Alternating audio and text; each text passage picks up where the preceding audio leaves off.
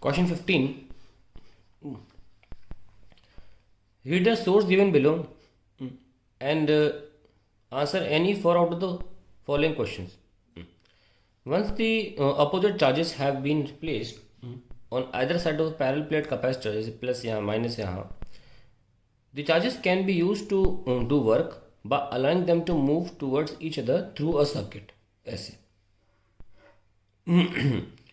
अगर एक circuit complete किया जाए इस तरीके से, then ऐसे तो जा नहीं सकते. The total energy that can be extracted from a fully charged capacitor is given by equation half CV square. तो ये हमें डेटा दे रखा है. अब इस पर क्वेश्चन पूछा जा रहा है.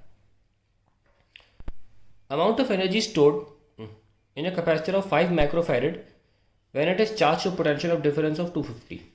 Very simple. Question 15 A part. Half C V square सब कुछ दिया हुआ है. Half C 5 10 power minus 6 and 250 का square. So we have half 5 into 6 25 00 10 power minus 6.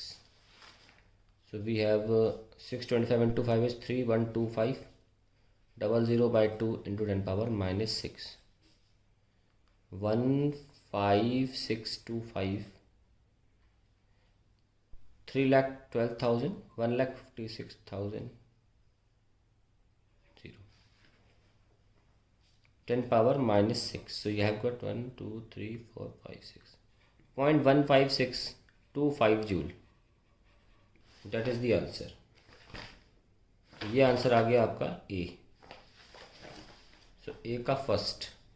B part. A condenser capacitor का दूसरा नाम पर्यायवाची is charged to double its initial potential.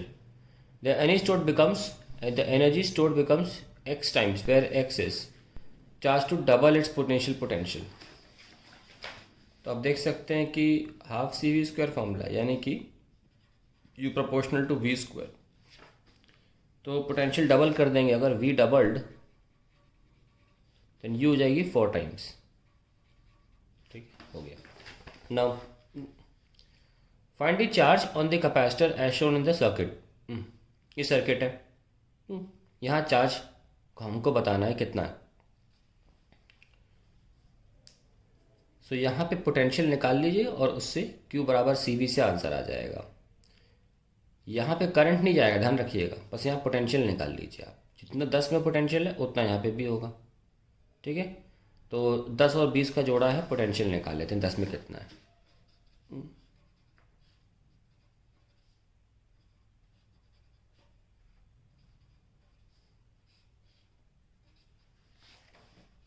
ये ध्यान रखें कि ऊपर का सर्किट आप हटा सकते हैं. कैपेसिटर में करंट नहीं जाता ना, तो सिंपली यहाँ निकाल लो वोल्टेज कितना है 2 वोल्ट. तो पहला करंट निकाल लो 2/30 और अब V निकाल लो. V equals to I into R. तो 2/30 R इज 10. 10 वाले में कितना आया 2/3. 2/3 वोल्ट आ गया इसमें. अब बना लो आप.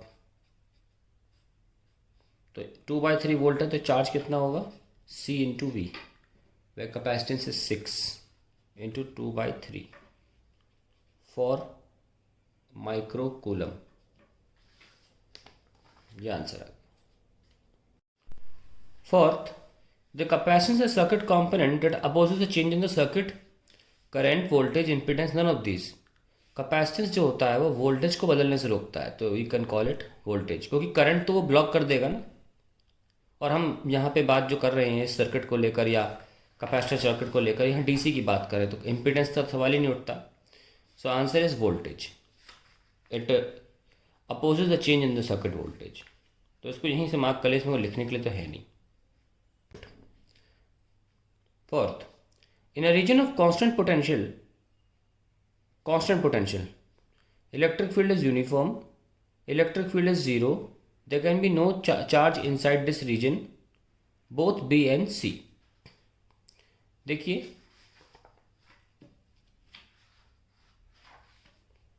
अब जगह तो नहीं है, अगला पेज ले लेते हैं।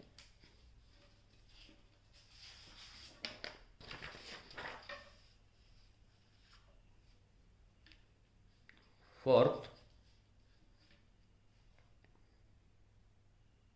फिफ्थ पार्ट है, सॉरी ये तो।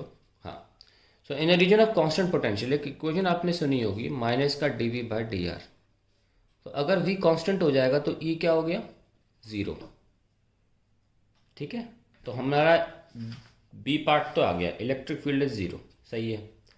फिर there can be no charge inside this region, ये भी बिल्कुल सही है। बिकॉज अगर इलेक्ट्रिक फील्ड ज़ीरो होगी तो के क्यू बाय आर ज़ीरो है स्क्वायर, तो क्यू भी ज़ीरो होगा ही होगा।